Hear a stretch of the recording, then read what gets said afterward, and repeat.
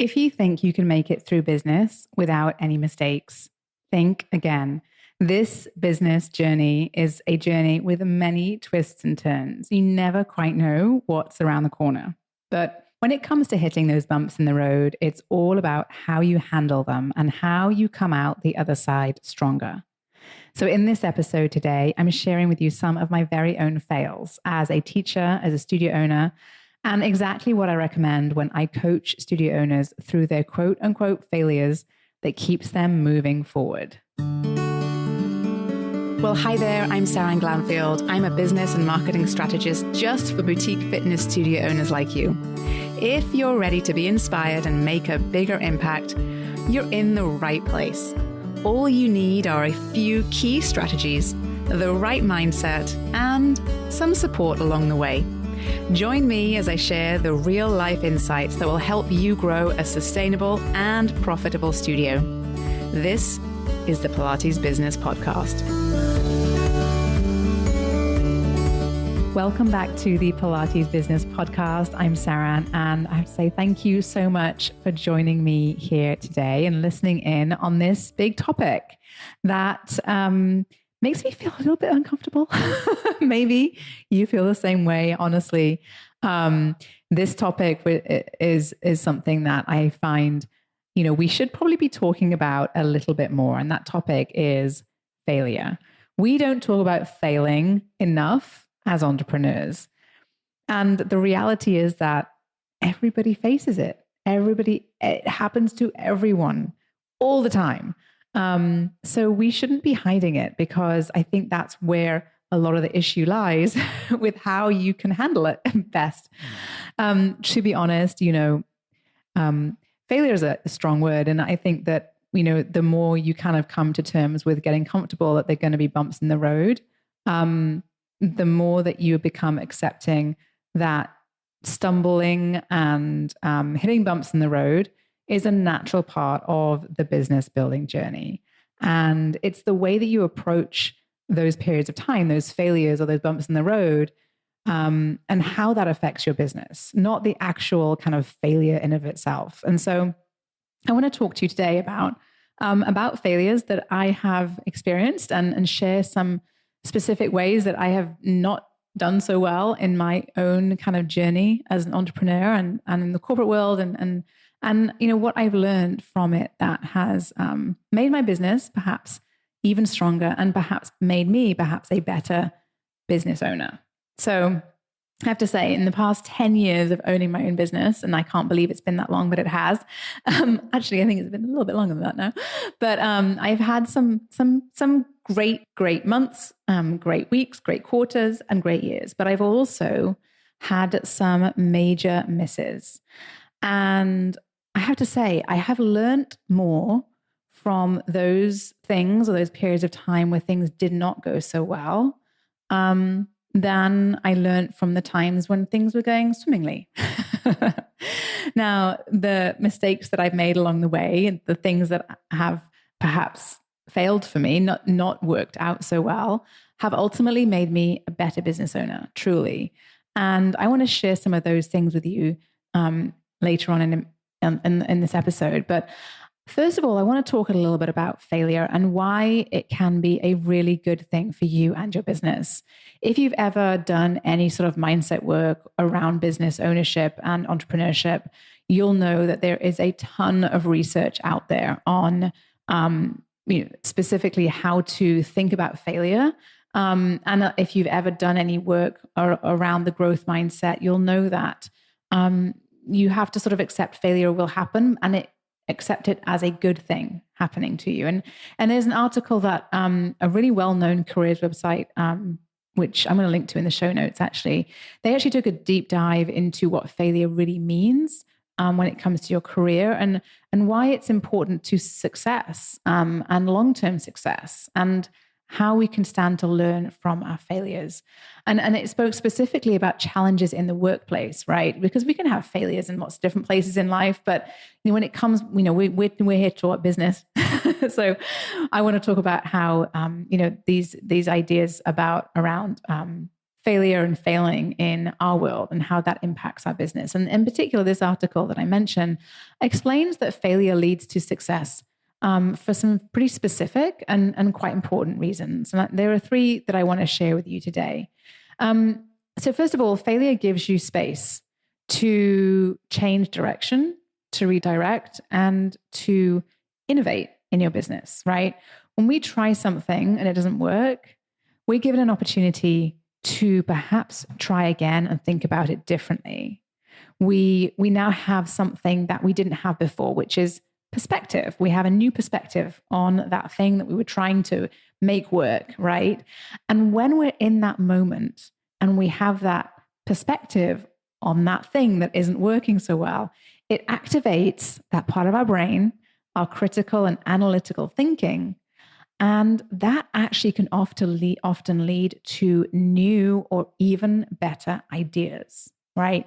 Now, this works really well if you give yourself the space to think, to redirect, and to innovate, and to allow your critical thinking skills to shine and come through.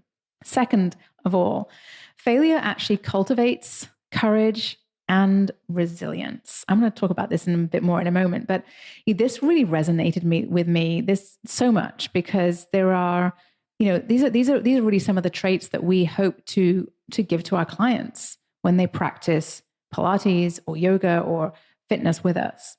And this particular article actually explained that failure is often a beginning, not an end.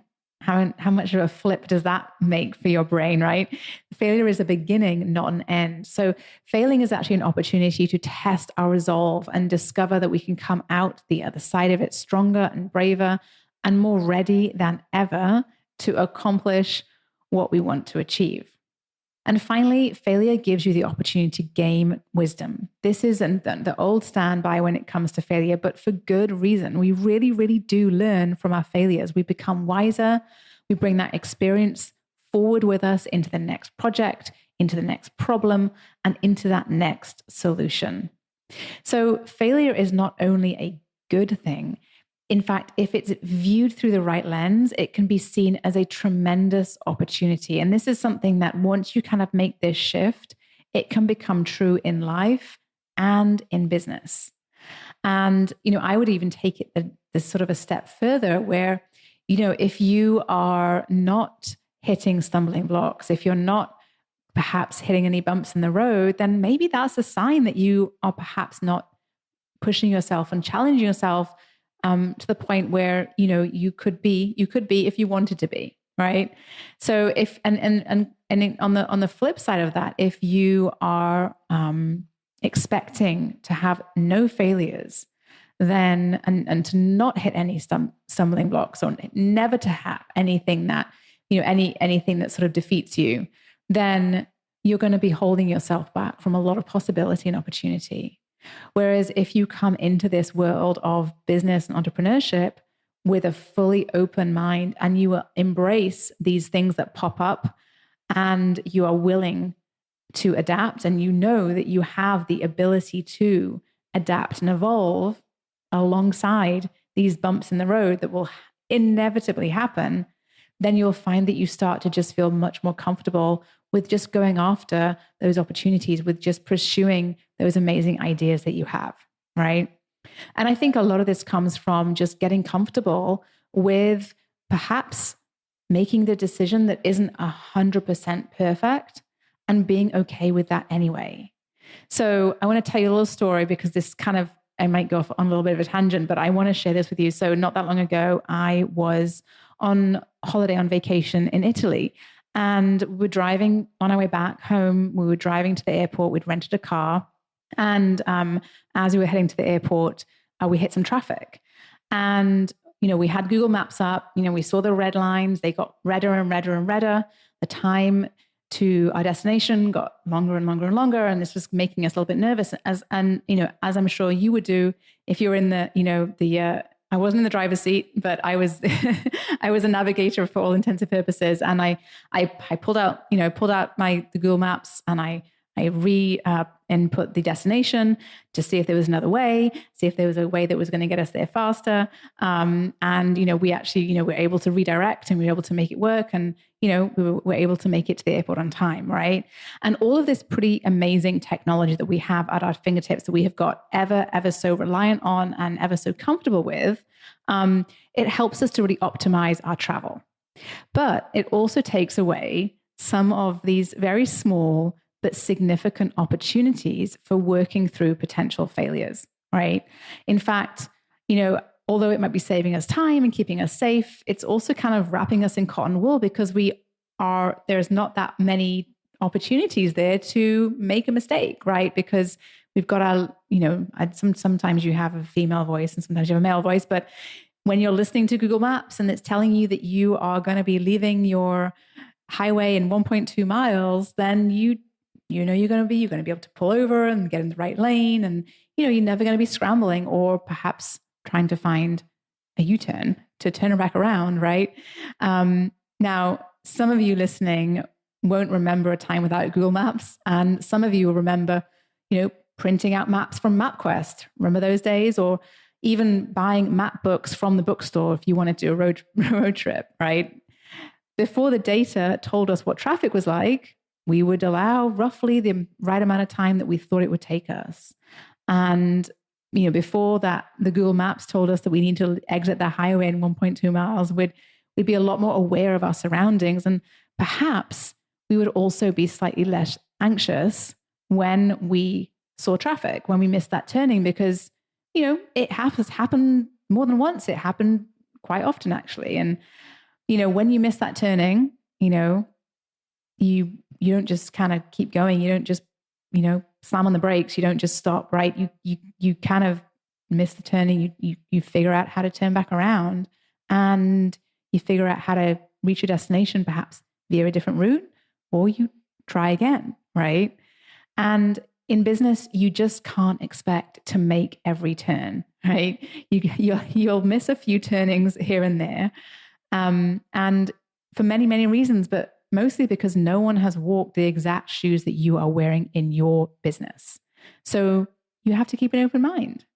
And in case you need more convincing that failure can lead to success, I want to share with you just a few examples of people who have failed first, before they got to where they were today.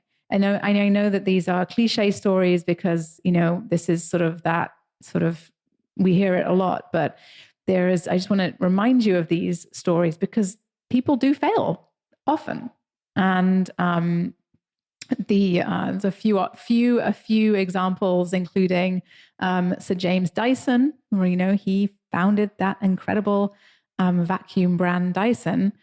He made many prototypes until he made one that worked. In fact, he made 5,126 prototypes before he found one that worked. It's a lot, right?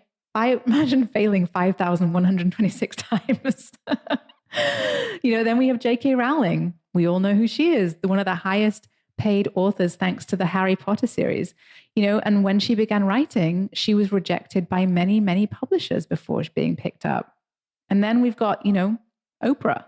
She's so successful, we don't even have to say her last name. But her first TV anchor job ended up in being fired outright. And look at her now. So, there is a lot of perseverance that happens in business. And the more open you are to being aware of the way that you feel around failure and when you hit stumbling blocks, what your reaction is. Being aware of what that looks like to you, I think is the first step towards moving through that. But ideally, we want to get to a place where we're kind of like, all right, cool. Here's a little problem. What should we do about it? Where should we go next? Right. Now, I did promise that I was going to get personal, and I will. I don't do this very often, but I wanted to share a few things that have happened in my business journey from, working in my first career out of university in the corporate environment to becoming a teacher within another studio, to becoming a home studio owner, to becoming a studio business coach. I've done a lot during that time that perhaps didn't work out quite as well as I wanted. Some of the things that happened were foreseeable if I had been a bit more aware, and some things weren't at all. In fact, in hindsight, I do believe that all of these twists and turns have brought me to where I am today. And I'm sure that if you look back, you feel the same way. And I think that's sort of how we should look at what comes next in our business, right? And in hindsight, all of these stumbles, all of these things that came up for me that, at the time were not particularly enjoyable, right? These aren't fun necessarily. Usually they're not, right? But this is when I learned the most about myself and about where opportunities exist, and how to grow through them. So I think I'm going to share with you, first of all, when I first started out, I see this as a very common. When I first started my business, I actually had a lot of ideas for how I wanted to work with my clients, as a teacher, this is. I actually used to take the subway to and from a studio. And as I was on the subway, I'd always get a ton of ideas for how I wanted to work with clients, programs I wanted to run, different ways I wanted to teach things.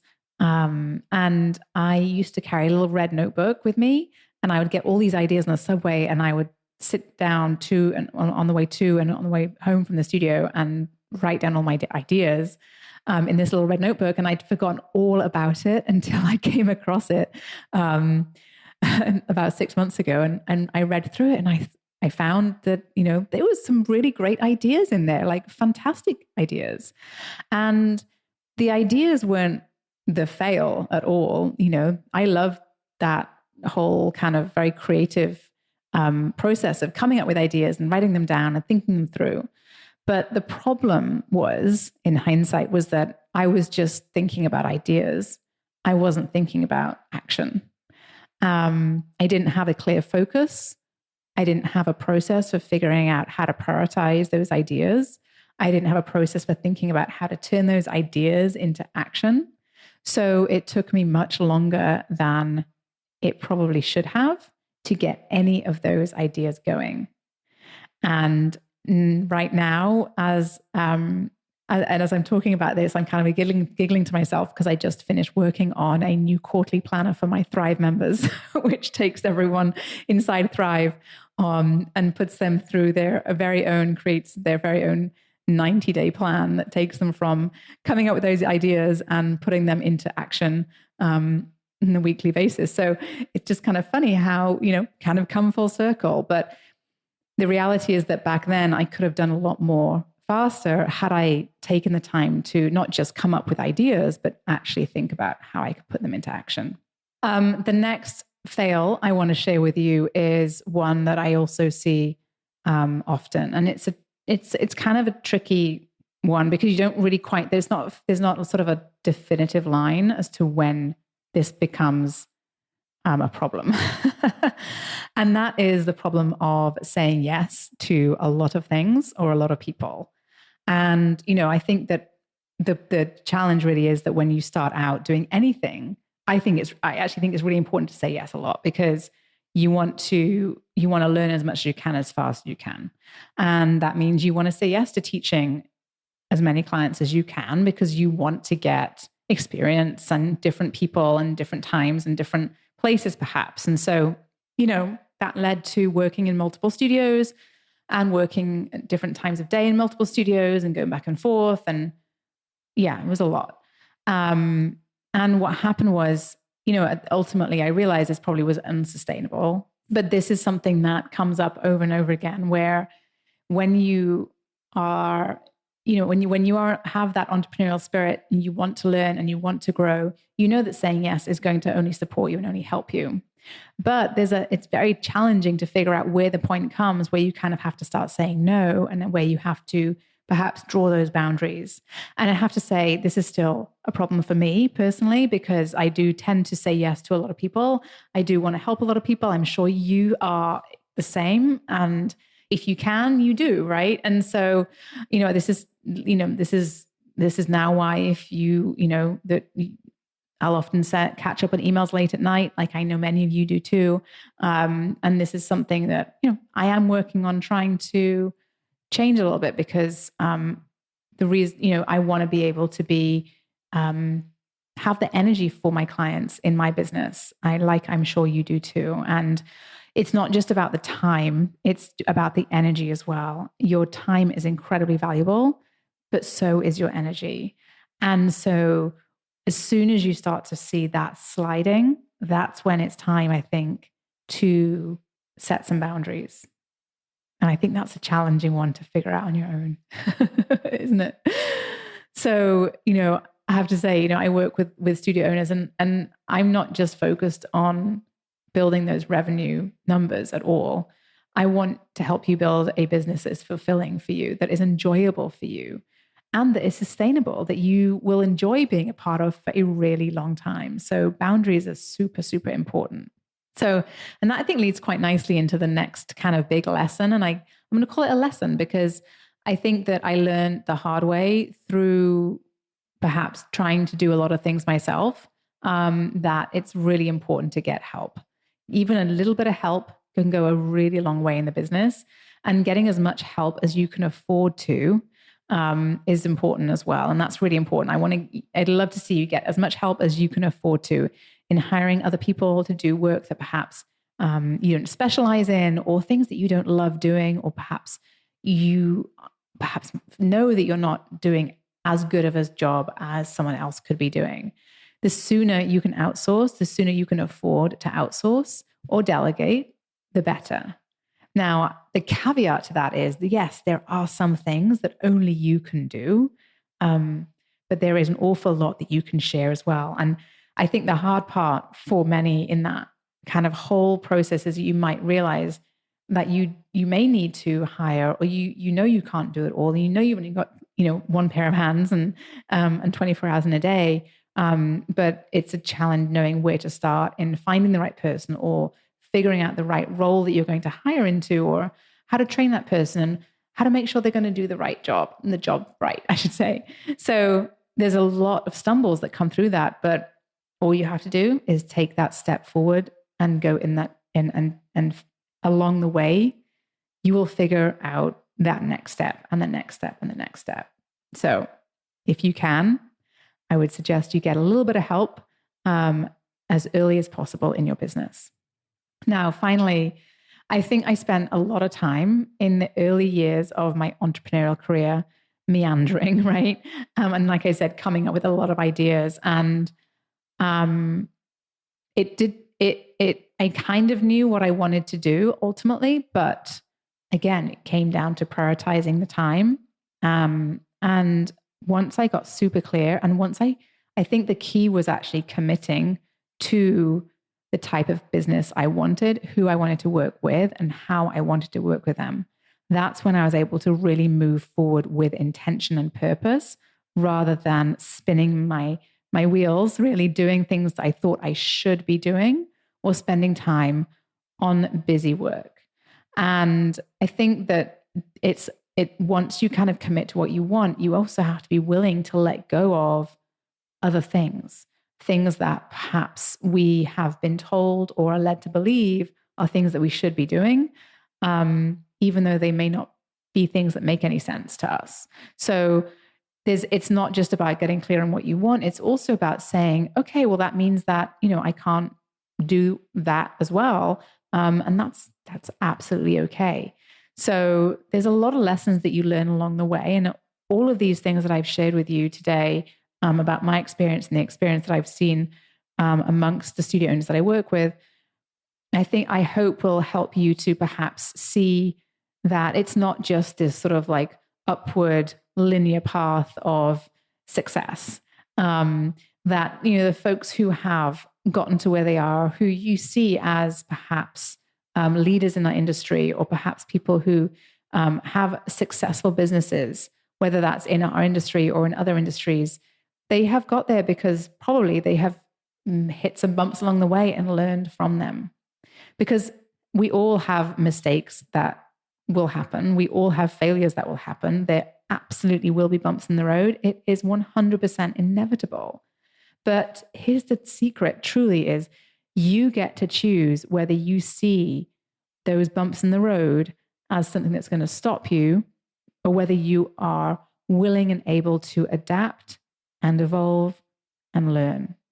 And then, in fact, they're not failures at all. They're there just to help you get to the next level. And the key is that those periods of time aren't what define you.